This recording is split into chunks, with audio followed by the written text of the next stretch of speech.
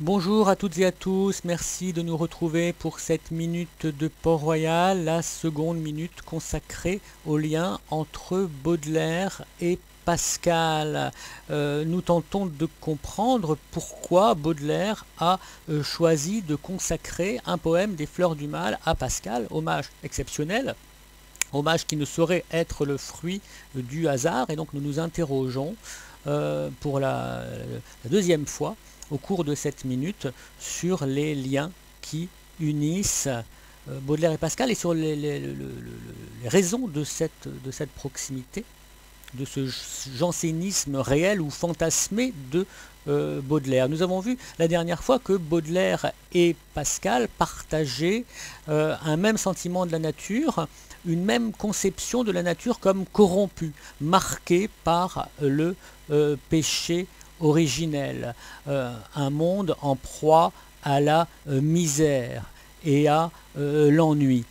Mais pour Pascal, au fond de sa misère, l'être humain ressent encore le souvenir confus d'une grandeur dont il est déchu. Il garde la mémoire d'avoir été un roi autrefois.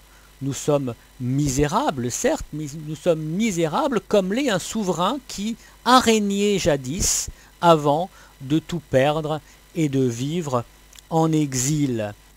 Philippe Sellier a insisté sur l'image du roi Lear qui parcourt les pensées, le roi dépossédé, le roi déchu de son royaume. Eh bien, cette image si typiquement pascalienne de la royauté malheureuse, du souverain en exil, cette image, on la retrouve dans les Fleurs du Mal, elle est omniprésente dans les Fleurs du Mal, par exemple, au début de Spleen III, je suis comme le roi d'un pays pluvieux, riche mais impuissant, jeune et pourtant très vieux.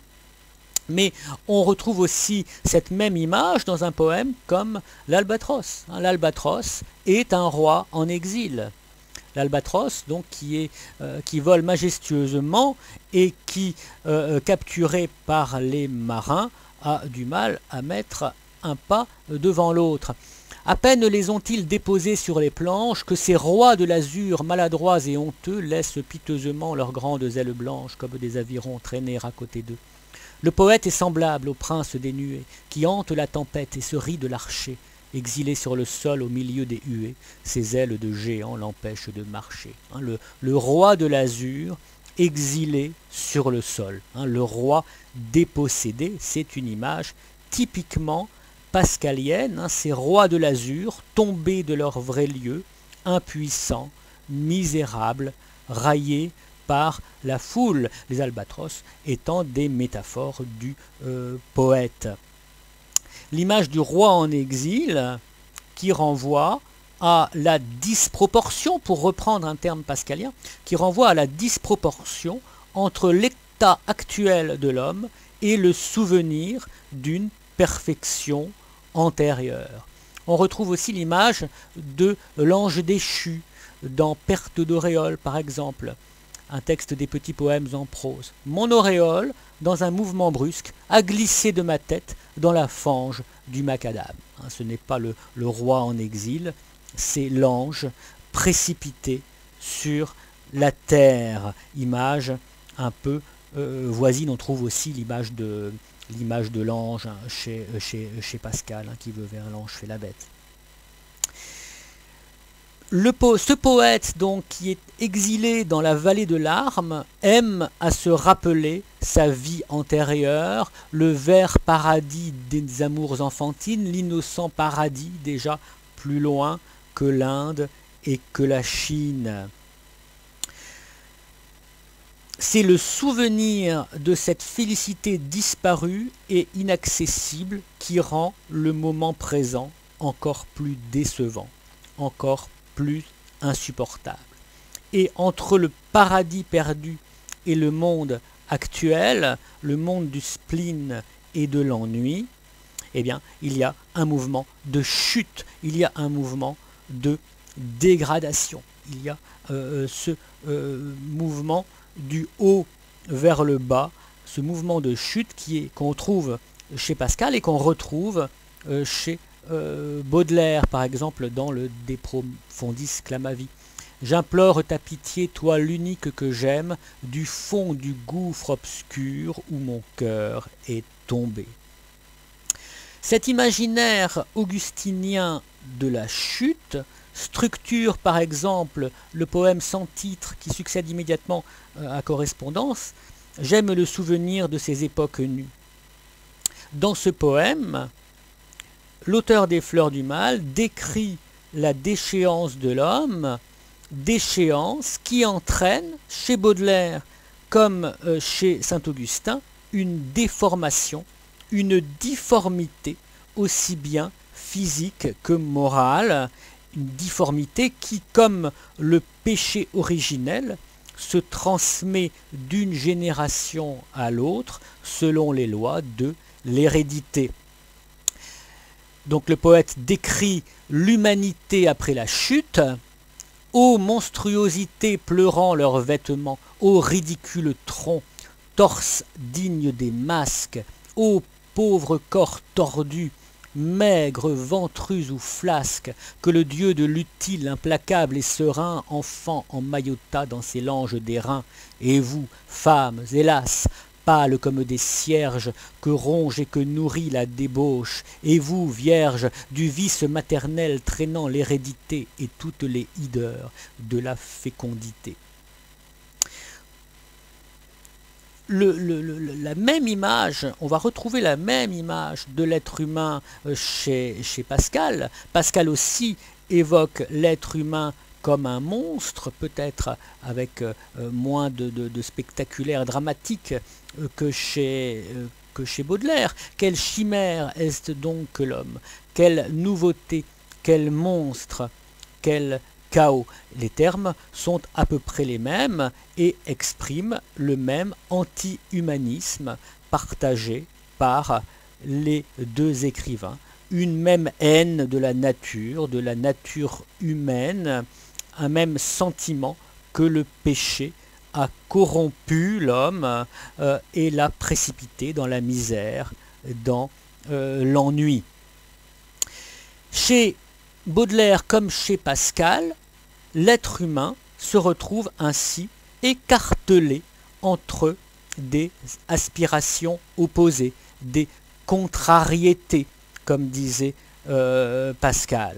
Le poète des Fleurs du Mal est de même écartelé entre sa misère présente, le spleen, et sa fascination pour un idéal qui lui est fermé, qu'il s'agisse du bonheur d'autrefois, de la beauté vertueuse et inaccessible de la présidente, etc.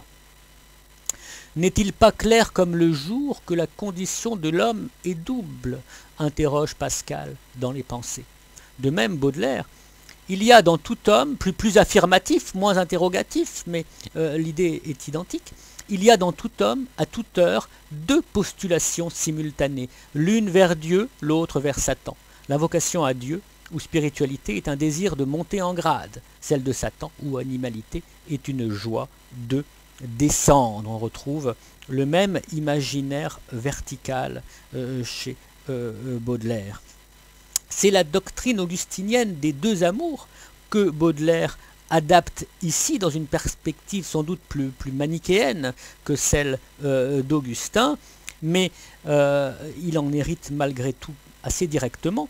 L'amour pour Dieu s'oppose à l'amour pour le monde et conduit Augustin à échafauder dans les confessions la doctrine des deux poids. Il y a un poids qui nous entraîne vers le haut, c'est l'amour pour Dieu, et un poids qui nous entraîne vers l'abîme, qui nous précipite vers le mal, une tentation irrésistible qui nous entraîne comme un poids nous entraîne.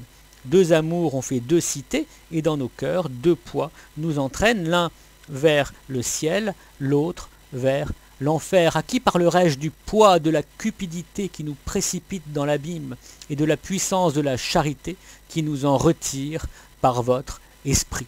Une postulation vers le bas et une autre vers le haut. Baudelaire se montre ici parfaitement fidèle à l'esprit de Saint Augustin et à l'esprit de Pascal. Baudelaire, pour exprimer cette vision sombre de la nature humaine et d'une existence fragile, misérable, vouée au mal, retrouve les accents de l'augustinisme chrétien, de cet augustinisme chrétien qui s'est exprimé à Port-Royal et plus généralement dans la littérature de l'époque baroque. Baudelaire est assez lucide dans sa misère pour ressentir de façon aiguë la vanité du monde. L'horloge est un memento mori dans la pure tradition baroque. Horloge, Dieu sinistre, effrayant, impassible, dont le doigt nous menace et nous dit « souviens-toi ». De même, des poèmes comme Remords posthumes ou La Charogne sont des vanités baroques et macabres, et pourtant vous serez semblable à cette ordure, à cette horrible infection, étoile de mes yeux, soleil de ma nature. Vous, mon ange et ma passion, oui, telle vous serez, ô la reine des grâces, après les derniers sacrements, quand vous irez sous l'herbe et les floraisons grasses moisir parmi les ossements. Alors, ô ma beauté, dites à la vermine qui vous mangera de baisers que j'ai gardé la forme et l'essence divine de mes amours décomposés. C'est une vanité baroque. L'idée que les apparences de la vie sont sourdement travaillées par la mort et la destruction vient de la tradition de la vanitas dont nous parlions dans une précédente minute. Cette influence de la poésie baroque, macabre, volontiers morbide, mais hantée par l'appel du ciel et du repos, est avouée, annoncée par Baudelaire dès le seuil de son ouvrage, puisque Les Fleurs du Mal s'ouvre par un texte d'Agrippa d'Aubigné. Un texte d'Agrippa d'Aubigné qui manifeste d'emblée la dette du poète envers la tradition poétique de la fin du XVIe et du premier XVIIe siècle et la figure d'un poète protestant, calviniste, qui croyait en la prédestination. Donc de Bello et d'Aubigné d'un côté, à Pascal et Don Juan de l'autre, on pense à Don Juan aux Enfers, tel est l'empan chronologique des références majeures dans lequel s'inscrivent les Fleurs du Mal. Plusieurs peintres évoqués dans les phares sont également des artistes de la première modernité comme Rubens ou Rembrandt. C'est dire l'importance dans l'œuvre de Baudelaire de ce moment qu'on peut appeler baroque de la culture européenne, notion que Burckhardt est en train d'élaborer au même moment. Son Cicérone date de 1855. Alors on dira que le terme baroque n'était pas forcément encore très connu en France, mais déjà s'était développée l'idée qu'il existait à la fin du XVIe et au début du XVIIe siècle un moment anticlassique de l'histoire littéraire, antithétique de ce classicisme académique des règles et de la raison. Et le promoteur de ce XVIIe siècle non classique, qu'on n'appelle pas encore baroque, eh bien, n'est autre que Théophile Gautier. Théophile Gautier, dédicataire des Fleurs du Mal, au poète impeccable. Eh bien, ce poète impeccable avait en 1844 publié un livre qui s'appelait Les Grotesques, dans lequel il réhabilitait justement une série d'écrivains oubliés, précisément ceux auxquels Rousset, un siècle plus tard, apposera le nom de baroque, Saint-Amand, Théophile, Pierre de Saint-Louis. C'est pas une coïncidence, à mon avis, si Théophile Gautier, l'auteur de cet ouvrage sur les poètes oubliés du XVIIe siècle, est précisément le dédicataire des Fleurs du Mal, qui reçoit un éloge appuyé du poète. L'esprit de Port-Royal et ces poètes que Rousset appelait les baroques de l'inconstance noire sont des références essentielles pour comprendre l'entreprise des Fleurs du Mal. L'ennui, la mélancolie décrite sous le nouveau nom de spleen, la hantise de la mort, la vanité des plaisirs, la misère de l'homme sans Dieu, le souvenir d'une grandeur perdue, l'ennui, ces thèmes qui sont la base continue des Fleurs du Mal, Baudelaire les doit à sa fréquentation de Daubigné, de Pascal et des poètes du 1er XVIIe siècle. Voilà, donc nous en restons là pour ce deuxième épisode de notre série consacrée à Baudelaire. Nous terminerons la prochaine fois en essayant de mesurer les différences, cette fois-ci, entre Baudelaire et Pascal, et en particulier les conclusions esthétiques de Baudelaire qui sont diamétralement opposées à celles des auteurs de Port-Royal. Voilà, je vous remercie de votre fidélité. Bien sûr, vous pouvez laisser les commentaires, les remarques, les questions.